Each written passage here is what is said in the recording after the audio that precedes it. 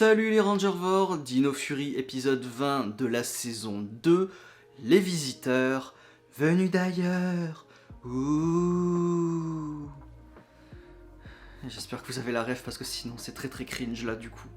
Enfin bref, donc on commence l'arc final de la saison, un arc final en 3 parties, ce qui est logique, introduction, développement, conclusion, comme on apprend à l'école, hein.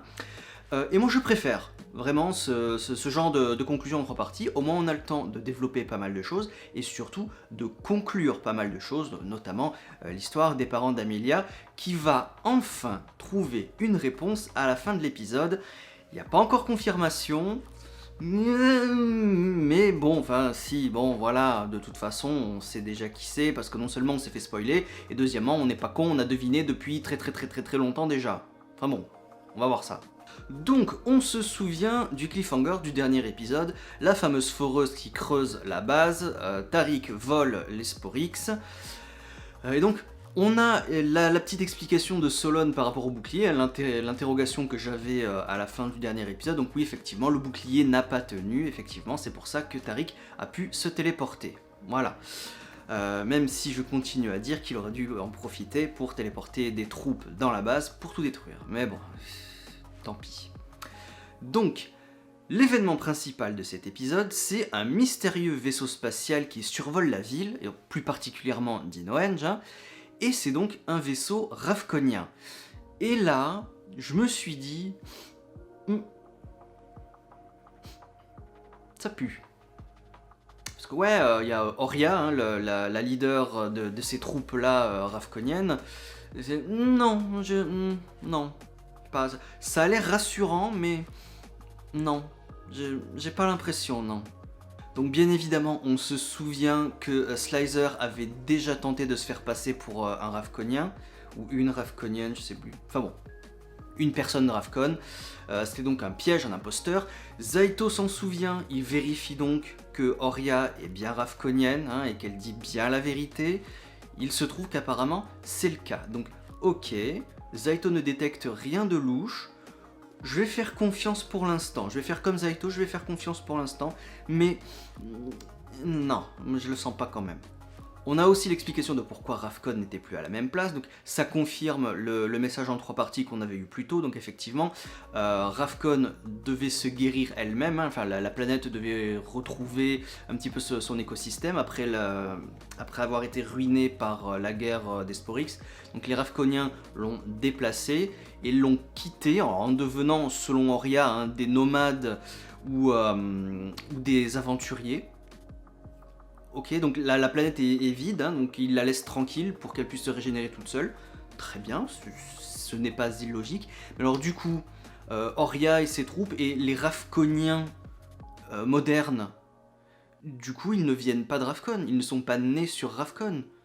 Donc ils sont de peuple ravconien, mais on peut pas vraiment dire que ce sont vraiment des vrais Ravconiens vu qu'ils ne sont pas nés sur Ravcon du coup. Donc Oria et ses troupes, elles viennent de quelle planète? On sait pas. Enfin en tout cas c'est pas dit dans cet épisode. Donc c'est bizarre. Donc, ils sont de race ravconienne mais ne viennent pas de Ravcon. Oh, bon ok d'accord. Et donc que veut Oria en venant sur Terre? Bon évidemment elle va rencontrer les légendaires chevaliers de Ravcon vieux de plusieurs millions d'années, certes. Mais elle veut la Terre. Ah, je savais bien que ça puait un peu, voilà. Donc, elle nous présente un cas de figure actuel, hein, donc le message résonne avec ce qu'on est en train de vivre actuellement. Les humains gâchent la Terre. C'est vrai, on la pollue. Donc, message écologique qui est tout à fait d'actualité, hein. On pollue la Terre, donc on ne la mérite pas. La Terre serait mieux entre les mains des Ravconiens qui n'en feraient pas un dépotoir. Voilà. Donc, évidemment, Aion et Zaito disent non, vous n'aurez pas la Terre, ou alors peut-être qu'on peut trouver un moyen de cohabiter. Non, Oria elle veut pas, elle veut la Terre pour les Ravconiens. On va asservir les humains, parce qu'ils détruisent leur propre planète. Et ça, c'est pas bien. Donc, tension entre les deux. Et là, pour le coup, la tension, je l'ai sentie tout au long de l'épisode. Parce qu'on a vraiment le cas de figure où Zaito et Aion vont devoir se liguer un peu contre leur propre peuple. Et tout au long du développement de cet épisode, enfin pas de l'épisode, de cette séquence-là, j'ai vraiment senti la tension. Je me dis, bon, je le sentais depuis le départ que les Ravkoniens s'appuient un peu, ça s'est confirmé. J'ai vraiment senti la tension, donc bon effort de mise en scène, ça m'a beaucoup plu, voilà. On en revient aux méchants, pas les Ravkoniens, les Void. Donc, Santora Void Queen a donc tous les Sporix à sa disposition, elle va les relâcher dans la ville, et donc la ville est attaquée en même temps par plusieurs dizaines de monstres. Ça aussi, ça a été fait dans Beast Morphers, me semble-t-il, et aussi dans la première saison de Dino Fury. C'est ça, je m'attends à ce genre de plot-là dans Power Rangers. Pourquoi envoyer qu'un seul monstre à la semaine quand on peut en envoyer des dizaines en même temps? Voilà. En général, ça se fait dans les finaux, donc là c'est bien parce que c'est un arc final, donc ça se fait. Voilà, moi j'aime bien vraiment quand il y a ce gros sentiment d'urgence et de menace qui pop d'un coup, plein de monstres d'un coup, où il y a une urgence. En plus, il y a aussi la tension avec les Ravkoniens, donc déjà ton introduction, elle est... Tu nous mets en tension déjà, donc l'introduction, elle est déjà super nickel niveau nickellerie. Je sais même pas quoi dire, j'invente des mots. Oria a quand même une conscience. Zaito arrive à la convaincre que oui, regarde, il y a plein de Sporix, et si jamais on les arrête pas, ils vont faire exactement comme sur Ravkon, ils vont détruire la planète. Donc, hop, elle se rappelle effectivement, ok, on fait une trêve, on va vous aider à vaincre les Sporix, et après, on réglera notre petite histoire. Parfait, très bien. Au moins, on reste cohérent avec l'histoire de Ravkon. Les personnages ne sont pas bêtes. C'est génial. Donc le gros de l'épisode, c'est un Sporix qui veut détruire le barrage. Donc là, on a une séquence de combat au sol qui est assez forte, hein, donc notamment avec Gold et Red qui se passent les power-up hein, en forme maximale tous les deux, qui vont donc détruire ce Sporix géant sans ordre. Voilà, donc c'est la séquence japonaise, y a pas de souci avec ça. C'est quand même assez rare pour le faire remarquer. Les rangers qui détruisent un monstre géant sans utiliser de Zord, c'est toujours excellent quand ça arrive. Malheureusement, pendant ce grand combat, Papapou, qui était là pour planter des arbres pour sauver la Terre, hein, se fait blesser en essayant de sauver Oria. Oria a donc encore une fois un cas de conscience, elle se rend compte que tous les humains ne sont pas mauvais, que tous les humains ne polluent pas et qu'il y en a certains qui travaillent à sauver la planète, notamment en plantant des arbres. Donc elle se ravise, peut-être qu'il peut y avoir une cohabitation possible entre les humains et les Ravkoniens, mais ça on verra plus tard.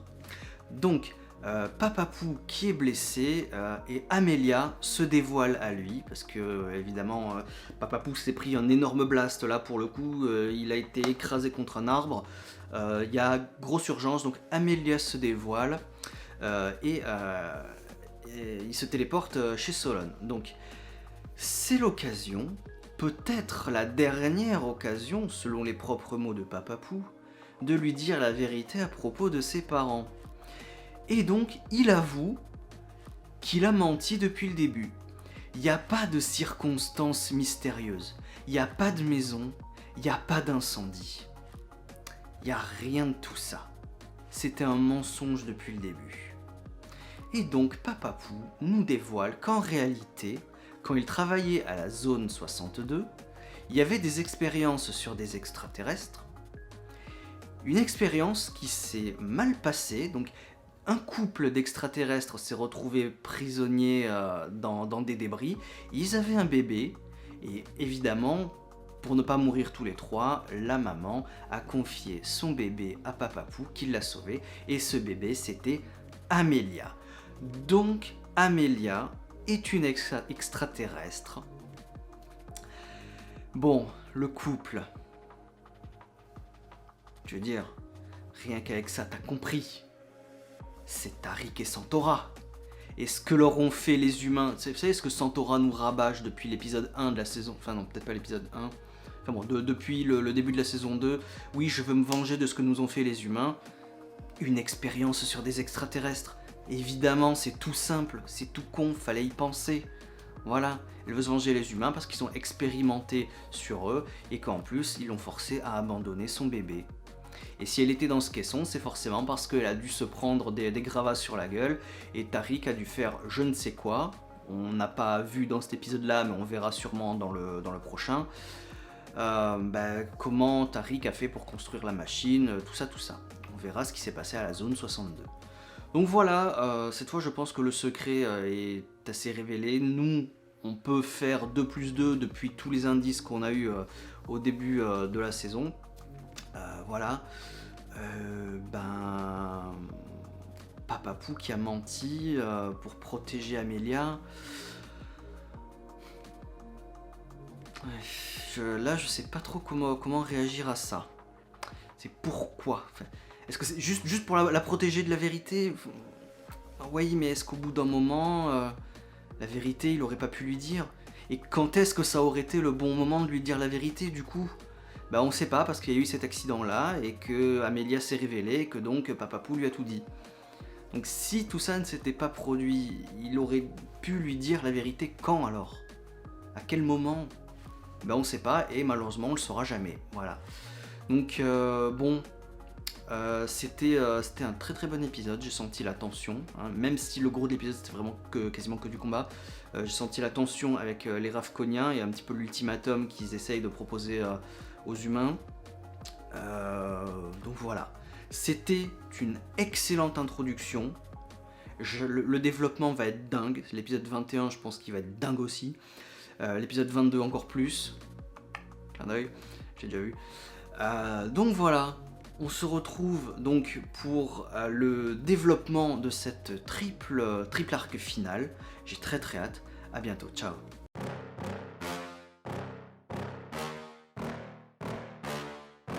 Yeah. Please tell me that I can't, that I won't, that I fail, that I'll never make it out, yeah. Please tell me all the bad, never good, fill my head full of every single doubt, yeah. Please say any negative thoughts, I pop off when I hear people say I cannot. I get off to the thought of proving everyone wrong, I won't stop to the top.